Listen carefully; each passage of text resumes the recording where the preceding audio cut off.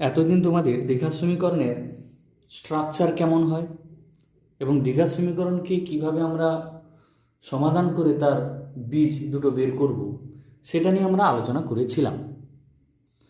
আজকে আমি তোমাদের দ্বিঘাত সমীকরণের বীজ না নির্ণয় করে আমরা দ্বিঘাত সমীকরণ থেকে ডিরেক্টলি আমরা দ্বিঘাত সমীকরণের বীজের প্রকৃতি কেমন সেটা আমরা শিখব।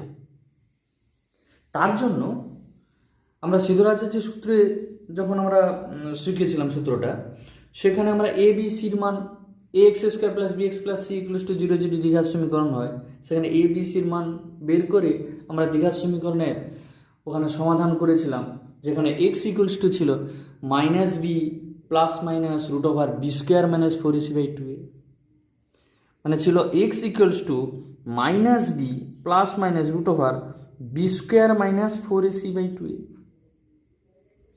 আমরা সেখানকার ওই যে b square minus four a c ওই মানটাকে নিয়ে আমরা অতি সহজেই বীজের প্রকৃতি আমরা নির্ণয় করতে পারবো, যে বীজটা বাস্তব সমান বেরোবে না বাস্তব ও অসমান বেরোবে না বাস্তব হবে না বীজ, সেটা আমরা এই B square minus four AC এই মানটার সাহায্যে আমরা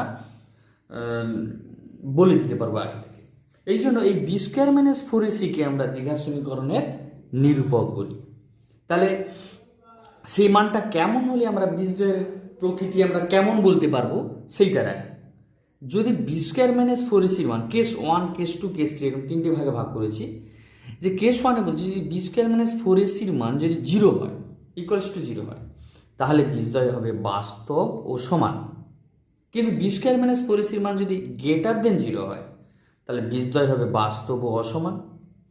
আর b square minus four a c মান যদি লেস দেন জিরো অর্থাৎ নেগেটিভ কোনো মান হয়, তাহলে বীজদ্বয় হবে অবাস্তব, মানে বাস্তব নয়, বা আমরা কাল্পনিকও বলতে পারি। ঠিক আছে, তো একটা উদাহরণ আমরা কেস ওয়ানের ক্ষেত্রে নিচ্ছি, যে বীজদ্বয় বাস্তব ও সমান কী করে বলে দিতে পারবো। তো এখানে উদাহরণ একটা নিয়েছি, four x square minus four x plus one equals to zero.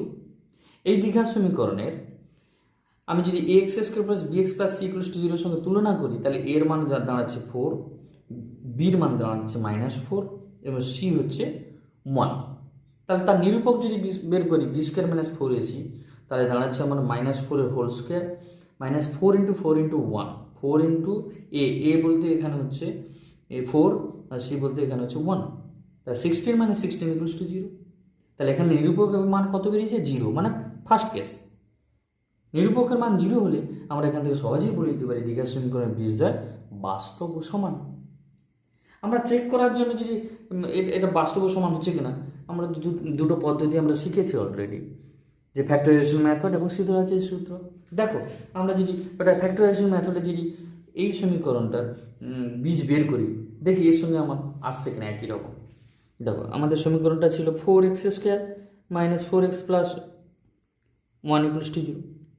আমরা যদি ফ্যাক্টরাইজেশন মেথডে যাই, তাহলে কী হবে না, four x square minus two plus two into X plus one equals to zero, that is four x square minus two X plus one equals to zero, that is two X common গেলে হচ্ছে two X minus one common গেলে হচ্ছে two X minus one equals to zero. So এখানে two X minus one আবার common যাচ্ছে, তার two X minus one common গেলে থাকছে two X minus one equals to zero. তাহলে অর্থাৎ two X minus one equals to zero, আরেকটা বেরোচ্ছে two X minus one equals to zero.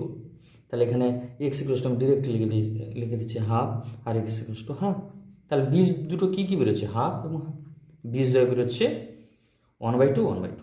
তাহলে বীজদ্বয় কীরকম না, বাস্তব ও সমান। এটা আমাদের নির্ণয় করে আমরা বের করলাম বীজদ্বয় বাস্তব সমান। কিন্তু আমরা নির্ণয় না করেও ডিরেক্টলি আমরা B square minus four AC equals to zero, B square minus four AC এই মানটা বের করলেই আমরা বলে দিতে পারবো যে দ্বিঘাত সমীকরণের বীজটা কেমন হবে। ঠিক আছে, কীরকম আরেকটা উদাহরণ নিয়েছি, যে three X square plus X minus one equals to zero. এর ক্ষেত্রে যদি আমরা একই রকম এ ইকুয়ালস টু থ্রি হচ্ছে, B equals to one, C equals to minus one, B square minus four এসির মান যদি ওই রকম মান পুট করে আমরা বের করি, 13 বেরোচ্ছে। দ্যাট ইজ একটা পজিটিভ মান greater than 0, that is case 2। সেক্ষেত্রে বীজদ্বয় বাস্তব তো হবে কিন্তু বীজদ্বয় সমান হবে না, অসমান হবে। দেখো এটাকে আমরা চেক করে দেখি এটা হচ্ছে কিনা। আচ্ছা, 3x²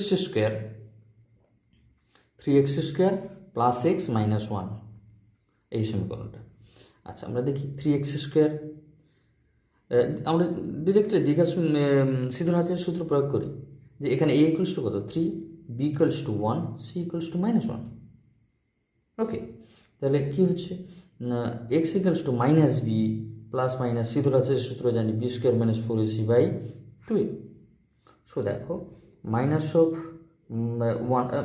1 b equals to 1 plus minus root over b square, that is 1 square, minus 4 into 3 into minus 1 by 2 into 3 equals to 3, that is minus 1 plus minus root over এটা হচ্ছে 13 by 6, that দুটো মান বেরোচ্ছে -1 plus root 13 by 6 আর একটা বেরোচ্ছে -1 minus root 13 by 6।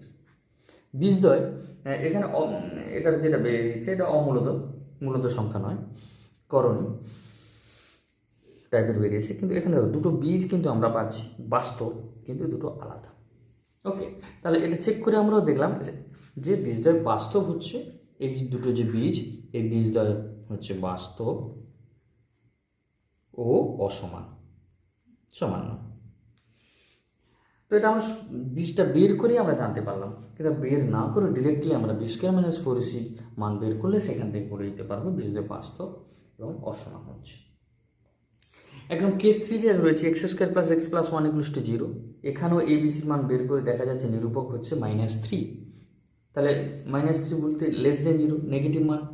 তাহলে case 3তে পড়ছে যদি নেগেটিভ নিরূপকের মান যদি নেগেটিভ হয় তাহলে সেক্ষেত্রে বীজদ্বয় হবে কাল্পনিক, মানে বীজদ্বয় বাস্তব হবে না।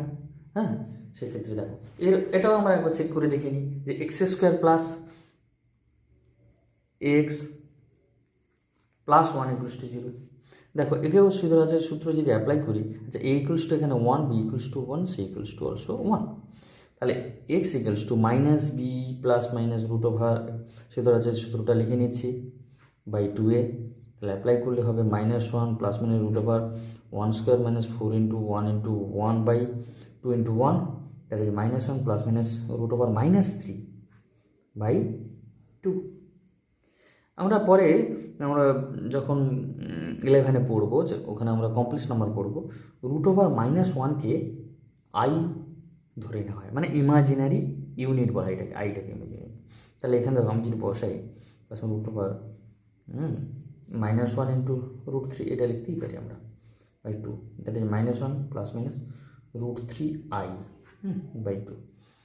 দুটো মান বেরোচ্ছে -1 প্লাস √3i বাই 2 আর -1 মাইনাস √3i বাই 2। তাহলে এখানে বীজদ্বয় কী হলো আই বলতে ইমাজিনারি ইউনিট। এটা আমরা এখন এটা বোঝানোর জন্য আমি বললাম। তো বীজদ্বয় বেরোচ্ছে কিন্তু এখানে রুট ওভার মানে আমরা পজিটিভ মানের বর্গমূল জানি, কিন্তু নেগেটিভ মানের বর্গমূল এখানে আমরা জানি না। তাই এই বীজদ্বয়কে আমরা বলছি বীজদ্বয় হচ্ছে বাস্তব ও এই ইমাজিনারি পার্ট থাকছে বলে আমরা বলছি বাস্তব না, বাস্তব না, বীজদ্বয় কাল্পনিক হবে। ঠিক আছে, তাহলে আমরা চেক করে দেখলাম একই রকম হচ্ছে। সুতরাং এখানে আমরা যেটা আজকে শিখলাম যে দ্বিঘাত সমীকরণের নিরূপকের মান বের করে আমরা অতি সহজেই বীজের প্রকৃতি সম্বন্ধে আগে থেকে একটা ধারণা করতে পারি। আমরা একটি উদাহরণ নিলাম যে কে এর মান কত হলে 2x² - 10x + k = 0 দ্বিঘাত সমীকরণের বীজদ্বয় বাস্তব ও সমান হবে।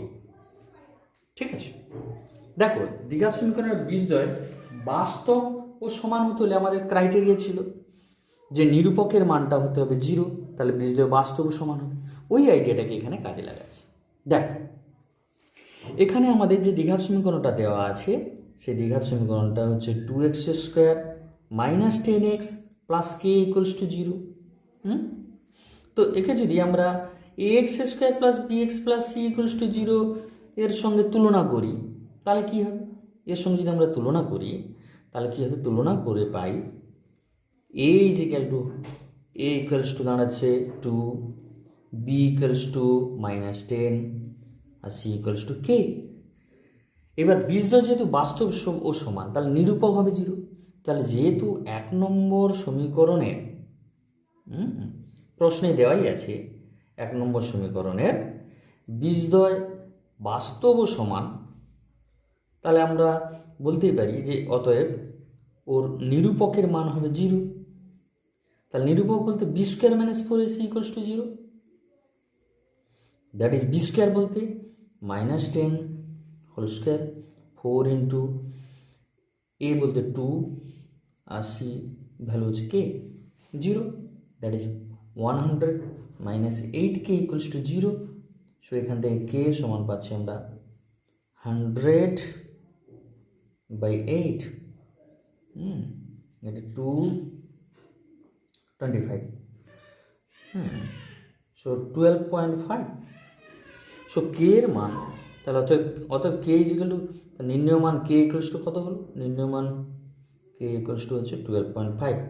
কে এর মান 12.5 হলে বা 25/2 হলে এই দ্বিঘাত সমীকরণে বীজদ্বয় বাস্তব ও সমান হবে। তোমাদের এই অধ্যায়ে হোমওয়ার্ক হিসেবে আমি এই 3টে প্রশ্ন আমি দিলাম, যে প্রথম প্রশ্নে বীজদ্বয় বাস্তব ও সমান হলে এই রিলেশনটা হবে, প্রুভ করতে হবে। আর সেকেন্ড প্রশ্নে কে এর মান কত হলে এই সমীকরণটা বীজদ্বয় বাস্তব ও সমান হবে।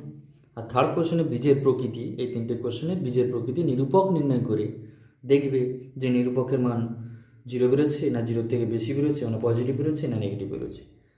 ওই ক্রাইটেরিয়াকে বিচার করে তোমরা বীজের প্রকৃতি নির্ণয় করবে। ওকে।